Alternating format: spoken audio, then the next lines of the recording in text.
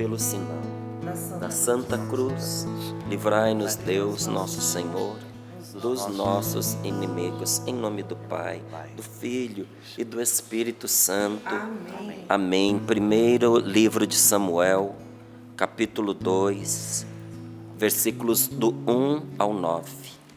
Assim nos diz a palavra de Deus. Ana orou e disse: meu coração exulta no Senhor.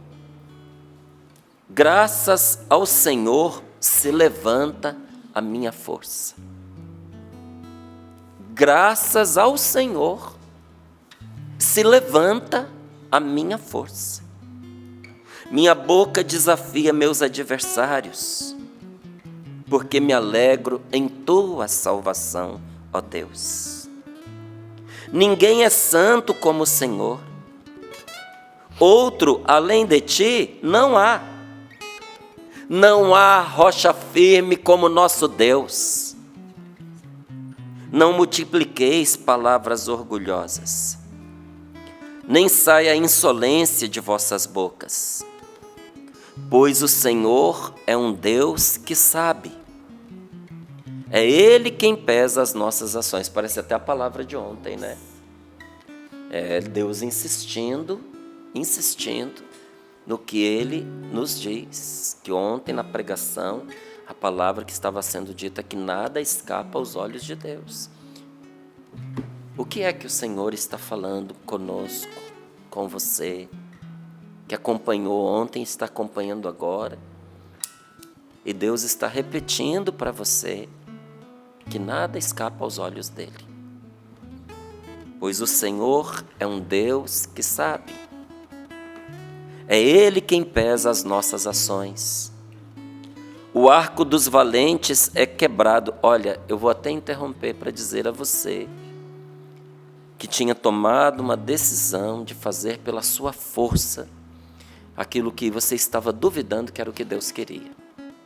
E ontem você escutou, ficou incomodado, mas mesmo assim continuou obstinado em fazer o que você pensa em fazer. E o Senhor está lhe dizendo que não é desse modo, que você precisa desistir do seu mau projeto, porque isso será mal para você, vai trazer destruição para a sua vida. Entregue isso nas mãos de Deus. Confie em Deus, porque você está confiando na sua justiça, você está confiando na força do seu braço. E se você for por esse caminho, ninguém vai ganhar, nem você. Confie em Deus. O arco dos valentes é quebrado, mas os fracos se armam com vigor. Os saturados se empregam para ter pão, mas os famintos param de sofrer.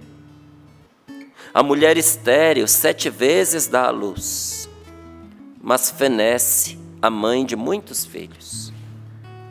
O Senhor é quem dá a morte e a vida, faz descer a morada dos mortos e de lá voltar. O Senhor é quem torna pobre ou rico, é Ele quem humilha e exalta. Levanta do pó o necessitado e do monturo ergue o indigente. Dá-lhe assento entre os príncipes, destina-lhe um trono de glória, pois do Senhor são as colunas da terra, e sobre elas apoiou o mundo.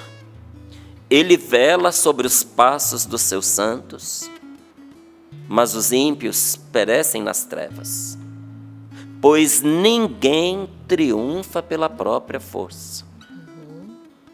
Ninguém triunfa pela própria força.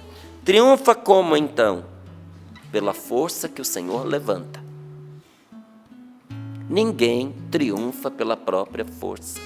Palavra do Senhor. Graças a Deus. E Ana orou diante do que seus olhos viram, diante daquilo que ela experimentou, diante da vitória de Deus que se manifestava. E Ana proclamava ali: O meu coração exulta no Senhor. Graças ao Senhor se levanta a minha força. Vai ser por graça de Deus que você vai recuperar suas forças. Vai ser por graça de Deus que você vai alcançar aquilo que aos seus olhos era inalcançável. Há vitória de Deus para nós, gente. Mas não é pelos mesmos meios deste mundo. O que esse mundo considera vitória, às vezes aos olhos de Deus é puro fracasso. Você viu aqui, olha, a lista. A gente já retoma a lista do que é vitória aos olhos desse mundo, mas às vezes aos olhos de Deus é fracasso. Às vezes o que é vitória para Deus, para esse mundo é desprezível, para esse mundo é fracasso. Esse mundo despreza os bons. Esse mundo despreza os verdadeiramente sábios. Esse mundo despreza os simples, despreza os humildes. Esse mundo despreza quem perdoa. Não é? Nunca pense que quando você cometer o ato heróico de perdoar, porque perdoar, meus amigos, na maior parte das vezes é um ato de heroísmo e custa muito. E custa. Não é? Você só consegue dar o perdão verdadeiramente olhando para Cristo, para a cruz de Cristo e para o que Jesus fez por mim, por você, porque se nós formos olhar para as feridas que nos causaram, para as mágoas que nos fizeram ter, para as decepções que nos arrastaram a elas, para as maldades com que nos trataram, nós não vamos conseguir perdoar. Olhando para Jesus é possível, e é um ato heróico, que aos olhos deste mundo é desprezível, porque o mundo considera tolo quem perdoa. O mundo aplaude quem se vinga, mas quem se vinga aos olhos de Deus está cometendo um ato desprezível e está usurpando o que é de Deus, porque a palavra do Senhor diz: a mim a vingança. Nenhum ser humano consegue, ao se vingar, não se tornar culpado. Entende? No momento, você podia ser inocente, mas no momento em que você se vinga, você pode ter certeza que você erra na medida e a culpa se transfere do outro para você. Você passa a ser culpado. Não tem justificativa para vingança. Não tem. Você nunca vai conseguir, com as suas justificativas diante de Deus, justificar a vingança. Por isso, melhor não. Entrega nas mãos de Deus. Se defenda sim, se proteja sim, tenha sabedoria sim. Você não é obrigado a conviver com todo mundo, não é. Perdoe a pessoa, mas você não é obrigado a se reconciliar com gente indecente, mal intencionada, que está procurando uma outra oportunidade de derrubar você. Se você precisa, se afaste. Se você não tem confiança, não, pecado nenhum, você se manter afastado, mas não se vingue. Porque a vingança pertence a Deus. E todas as vezes que a gente se objetiva em se vingar, as nossas forças se esvaem. E a gente só vai descendo a ladeira, só vai afundando no abismo. Então, glória ao Senhor, que levanta a minha força. Quem levanta a minha força é Deus. Posso até ter sido humilhado, mas não vou ficar assim. O Senhor me levantará. Posso até ter sido abatido, mas não vou ficar no monturo, como diz aqui a palavra, nem jogado no lixo, porque o Senhor me tira de lá. A minha boca desafia os meus adversários, porque a minha alegria está na salvação que vem de Deus. Ninguém é santo como o Senhor. Outro, além de Deus, não há. Não há rocha firme, não há abrigo, não há segurança, não há proteção, não há fortaleza como o Senhor nosso Deus. Não há ser humano nesse mundo que pode nos defender como Deus nos defende. Não tem. Não multipliqueis palavras orgulhosas, nem saia insolência de vossa boca, pois o Senhor é um Deus que sabe. É Ele quem pesa as ações. Agora, olha a inversão que acontece em Deus. Os que fazem vingança, os que machucam os outros, os que fazem valer o seu poder, olha lá, ó, o arco dos valentes é quebrado. Mas aos fracos, Deus os arma com vigor. Quem é forte, lhes é arrancada as armas. Mas o pobrezinho, o fraco, o impotente, o rendido, o abatido, o Senhor dá a ele o vigor. Aqueles que estão saciados, saturados de tanto comer, olha lá versículo 5, se empregam para receber como salário um pedaço de pão, olha lá. Se empregam para ter pão, mas os famintos em Deus param de sofrer. A mulher estéril, que não engravidava, e quantos testemunhos nós teríamos para poder dizer aqui, hein, sobre isso? Quantos testemunhos? Inclusive, nesses acampamentos, foi milagres desses anos. Foi uma das coisas que mais chamou a atenção. A mulher estéril 7 vezes dá à luz, mas fenece, a mãe de muitos filhos. Tira Deus da vida de uma família e você vai ver o que acontece ali. Até os filhos se tornam causa de desgosto. Dizem que um pai sustenta 10 filhos, mas 10 filhos não sustentam um pai. Não é? A mulher estéril dá 7 vezes à luz, mas às vezes a mãe de muitos filhos fenece. O Senhor é quem dá a morte e a vida. Por que a palavra fez esse paralelo? Para a gente parar de pôr a nossa confiança na gente mesmo, nos nossos estratagemas, nos nossos planozinhos fuleiros, sabe? Os planozinhos vadios, sem vergonha, estéreis, infantis, né? Infantis, que não se sustentam diante das dificuldades. A gente põe a nossa confiança naquilo. Olha, eu não canso de dizer, não tem problema nenhum planejar, o problema é a gente excluir Deus dos nossos planos. A gente deve planejar. Porque o que é você planejar? É sonhar com a caneta e o papel na mão.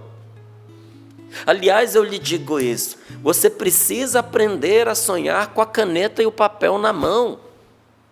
Para anotar, marcar as suas metas, estabelecer um tempo para você cumpri-las, um caminho que você vai adotar, sonhar com a caneta e o papel na mão, mas nunca excluindo Deus dos seus sonhos, dos seus planos, dos seus projetos. Por quê, Márcio? Porque é o Senhor quem dá a morte e dá a vida. É o Senhor que faz viver o seu projeto ou faz o seu projeto fenecer. Como? Se vingando? Não. Você põe em Deus e tem vida. Você tira Deus e fenece. Com a gente também é assim.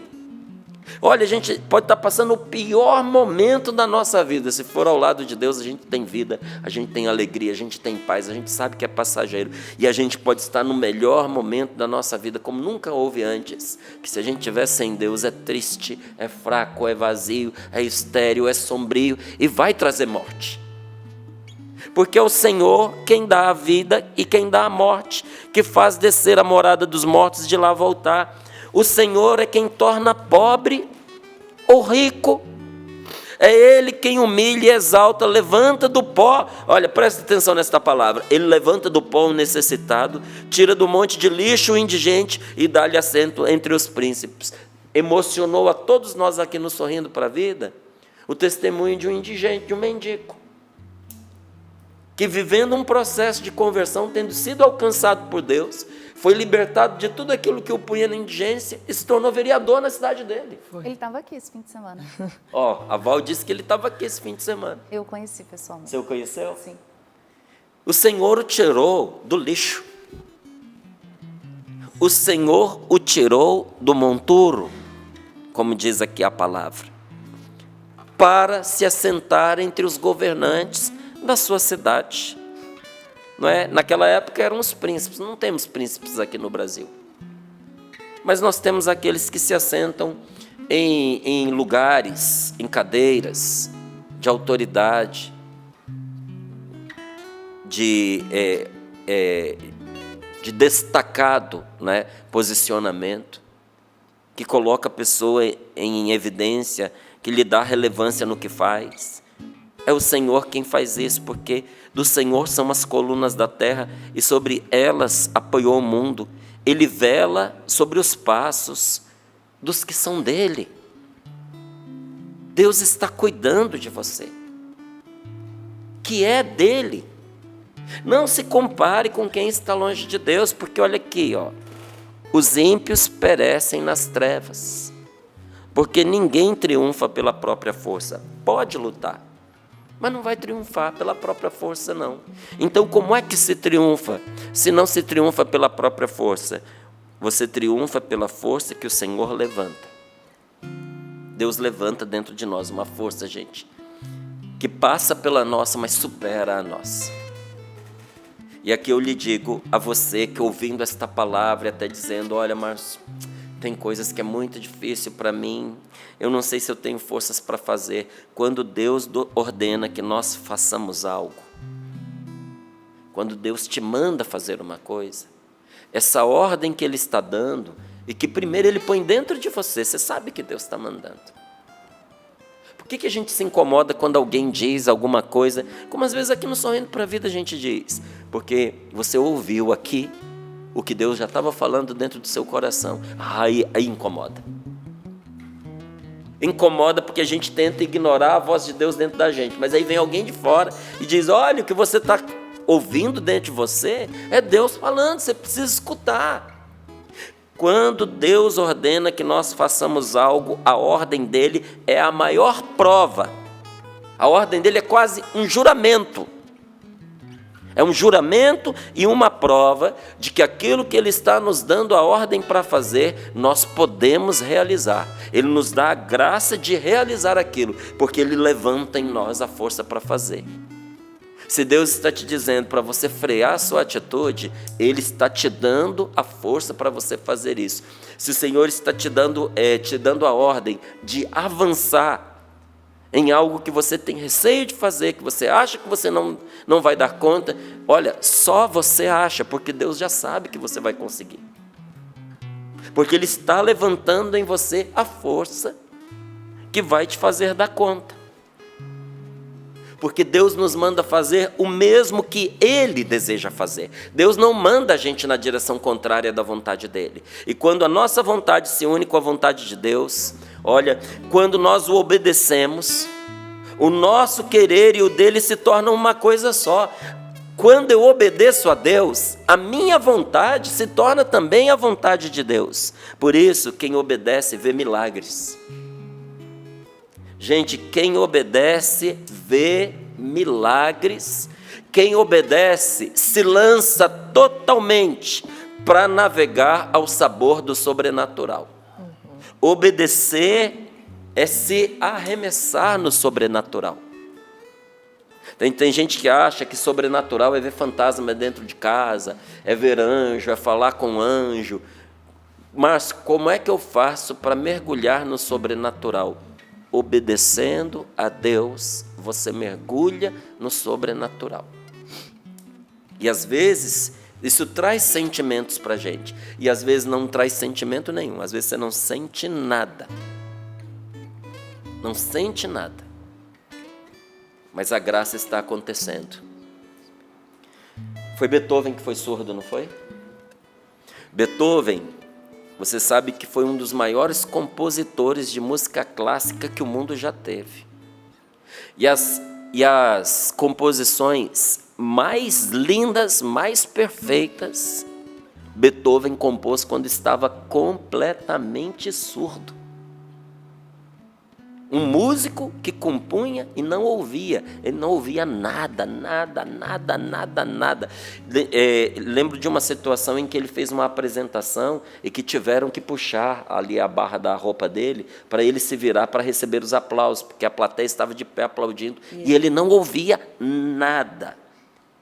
A surdez serviu para purificar o dom que ele tinha. Muitas vezes você não vai sentir nada navegando no sobrenatural de Deus, mas isso, olha, vai te pôr em comunhão com Deus, vai te dar uma força, vai te fazer acertar como nunca antes na sua vida você tinha acertado. Não pare nos sentimentos, não pare no que é sensível. Ontem eu estava até vendo ali nas caixinhas, na caixinha de perguntas que eu coloquei, uma pessoa dizendo, né, uma das perguntas que ela fazia: como amar o meu marido sobre os meus filhos? Se o amor é um sentimento, porque na cabeça dela estava assim: os meus filhos vêm primeiro, porque o meu coração, o meu sentimento manda. Amor não é sentimento. Amor é uma decisão pelo bem da pessoa. Amor é uma escolha que nós fazemos. Gente, muito casamento foi prejudicado por esse tipo de sentimento, por esse tipo de ideia. O casamento ia bem, até a esposa passar os filhos à frente do marido, ou o marido passar a filha, os filhos, à frente da esposa. Isso faz mal, inclusive, para os filhos, que começa a ver no pai e na mãe duas pessoas que não se amam como eles precisavam ver. Até para o bem dos seus filhos, sua esposa tem que vir antes dele, meu amigo. Seu marido tem que vir antes dele, minha filha. Inclusive porque um dia esses filhos vão sair da sua casa e quem vai ficar com você é a sua mulher, é o seu esposo. E eles vão cuidar da vida deles, e eles vão cuidar da família deles, e essa é também a ordem de Deus. Casou, deixa pai, deixa mãe, corta o cordão umbilical e vai viver a sua vida. Marido e mulher vão se tornar uma só carne. Está escrito lá. Para o bem de quem casa, inclusive. Deixará seu pai e sua mãe. Deixará. Os dois se unirão e formarão uma só carne. Você está vendo como o sentimento, às vezes, ele nos engana? E quando nós seguimos no sobrenatural, Deus nos mostra que os nossos sentimentos não são a coisa mais importante, que às vezes, obedecendo até mesmo contra os nossos sentimentos, o Espírito Santo nos leva a acertar de uma maneira infalível, e aí sim, lá na frente, quando vem a vitória, aí vem o sentimento de alegria, de exultação. Aí a gente faz igualzinho a Ana. Olha o que a Ana diz: meu coração exulta, meu coração pula de alegria dentro de mim, porque graças ao Senhor, não foi a mim mesma, não foi a outro, graças ao Senhor, a minha força foi levantada, eu consegui. E Ana tem certeza de uma coisa que muitos de nós temos dúvida. Do que Ana tem certeza? De que ninguém triunfa pela própria força. E às vezes a gente acha que foi a gente que conseguiu aquela vitória. Por isso eu digo a você: quem obedece vê milagres e mergulha no sobrenatural. Nós precisamos nos lançar em Deus. O nosso sobrenatural é Deus. Deus me livre, eu não quero ter nada que ver com sobrenatural que não é de Deus. Deus me livre, fuja disso. Não queira ter nada a ver com isso. Eu abomino isso. Márcio, é sobrenatural, mas não é de Deus. Deus me perdoe. Prefiro invadir um lugar cheio de inimigo humano que vai me despedaçar. Não vou nesses lugares de jeito nenhum. O nosso sobrenatural é Deus. Querer se lançar num sobrenatural à margem de Deus, fora de Deus, é arremessar-se de cabeça no inferno. Quer viver o sobrenatural? Mergulhe em Deus, lance-se em Deus, obedecendo a Deus. Nós temos que nos desvencilhar de nossas seguranças temporais, viu, gente? Das nossas seguranças mundanas, para a gente experimentar o eterno. Esse desvencilhar não quer dizer você jogar fora o que você conquistou, não quer dizer você desprezar o fruto do seu esforço, não quer dizer nada disso. Quer dizer não fazer do seu dinheiro o seu Deus, das suas conquistas o dono, o Senhor da sua vida. Significa a gente se desapegar da segurança que nós temos nos outros, até nos nossos filhos. Eu estou criando um filho para ser a minha segurança, para cuidar de mim na minha velhice. Prepara a sua alma para decepção, para sofrimento. Tem muita tristeza esperando você se você pensa desse jeito. Para com isso.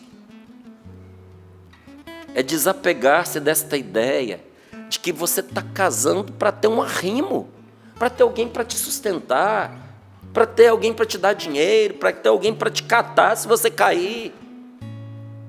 Gente, nós não casamos por causa disso. Nós nos casamos para constituir uma família, para ser um companheiro na vida da outra pessoa, para trabalhar na salvação de alguém. Sim, para a gente não ser só, para a gente concretizar todo esse amor que Deus pôs dentro de nós. Porque para a gente amar tem que ter alguém para amar. E no que diz a vida conjugal, ninguém consegue viver a vida conjugal tendo um, tendo dois, tendo três na mesma cama, na cama, ainda que seja um de cada vez. O amor conjugal exige exclusividade. Então é por isso que nós casamos, mas o nosso cônjuge não pode ser a nossa segurança. Olha como me ajuda a minha amada, minha querida Rose, minha esposa. Como essa mulher me faz feliz. Que privilégio sou eu de ter uma esposa como ela. Mas ela não é a minha segurança, nunca foi e nunca será. A minha confiança é Deus. Então, se eu não tenho como minha segurança a minha companheira, a minha mulher, muito menos as outras coisas. Olha, eu tenho certeza que se eu perdesse tudo na minha vida, eu ainda teria a Rose do meu lado. E mesmo assim ela não é a minha segurança. Então você acha que eu vou tirar minha segurança dela e vou pôr em outras coisas? Minha segurança é Deus, é o Senhor. E isso se faz com luta, que a gente fala aqui, parece tão fácil, né? Mas todos os dias nós temos que escolher de novo, desapegarmos-nos das coisas desta vida para nos apegar ao que é eterno, nos apegar a Deus. Porque é Deus quem opera tudo. Sabe o que você precisa? Só em Deus é possível, porque ninguém triunfa pela própria força. Os homens só podem fazer o trabalho de homens, o médico só pode fazer o trabalho de médico, o enfermeiro só pode fazer o trabalho de enfermeiro, mas quem dá a vida é o Senhor, quem levanta da fraqueza é Deus. Olha, quantos médicos estão aí há anos trabalhando na vida da pessoa e não conseguem levantar a pessoa, nem com remédios, nem com cirurgias, nem com tratamentos, porque os homens só podem fazer trabalho de homens e ninguém pode esperar deles mais do que aquilo que um ser humano pode realizar. Não adianta você querer divinizar o médico. Tem médico que acha que é Deus. Acha e diz. Coitado! Olha, o primeiro que achou que era Deus foi precipitado do céu como um raio. Inaugurou o inferno, se chama Lúcifer. Satanás, o diabo. Esse foi o grande pecado dele. Acreditar que era Deus. Às vezes você encontra um médico arrogante, não acredita em Deus, ele acha que ele é Deus. Não é nada. Na vida ele vai descobrir que não é, quando ele mesmo ficar doente. Não vai poder se curar. E nem os amigos, às vezes, melhores do que ele, vão poder fazer por ele. E não é porque não queiram, porque não dá para você esperar de uma pessoa, por mais preparada que seja, algo além do que você pode esperar de um ser humano. Deus não é assim. O homem trabalha como homem, mas Deus opera como Deus. E para Deus nada é impossível. Todos nós possuímos, gente, uma força que Deus levanta. Todos nós. Está aqui na palavra, não é? Se você ler aí, no 1 Samuel, capítulo 2, versículo 1, você vai ver o que diz a Ana, né? Meu coração exulta no Senhor. Graças ao Senhor se levanta a minha força. Graças ao Senhor. E a palavra de Deus está cheia de testemunhos assim. Você pega o profeta Amós. Amós era um simples boiadeiro de Tecoa, de um lugarejo, de uma cidadezinha de nada. Mas Deus pegou aquele boiadeiro e a sua força foi levantada por Deus, assim como foi com Pedro.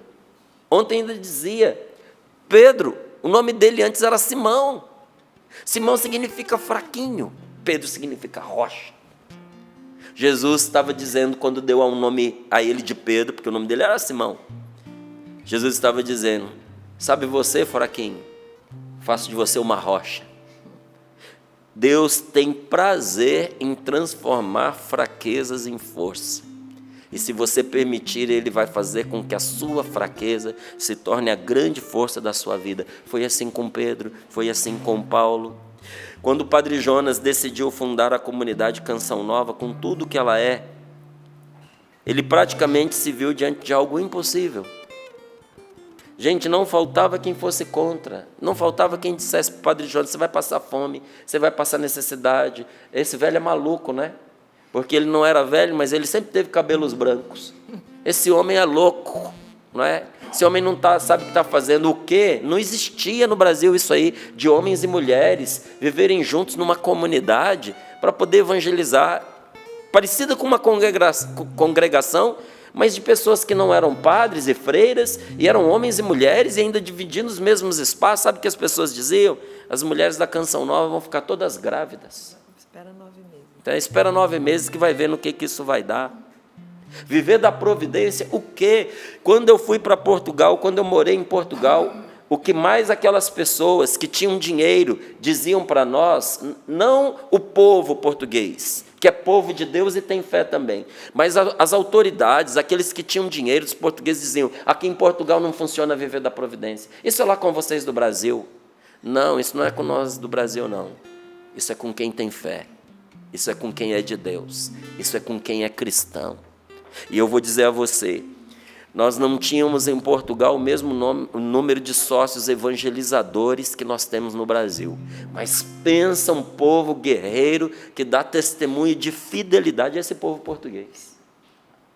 Flavinho, a pessoa não se permitia chegar no final do mês e não ajudar sem avisar. Ligava e dizia: olha, estou a ligar para dizer que este mês não vou poder ajudar, porque estou aqui com alguns problemas em minha casa, as finanças não vão lá, essas coisas, mas no próximo mês, com a graça de Deus, ajudo em dobro. Ligava para avisar. Isso é fidelidade. Isso é fidelidade.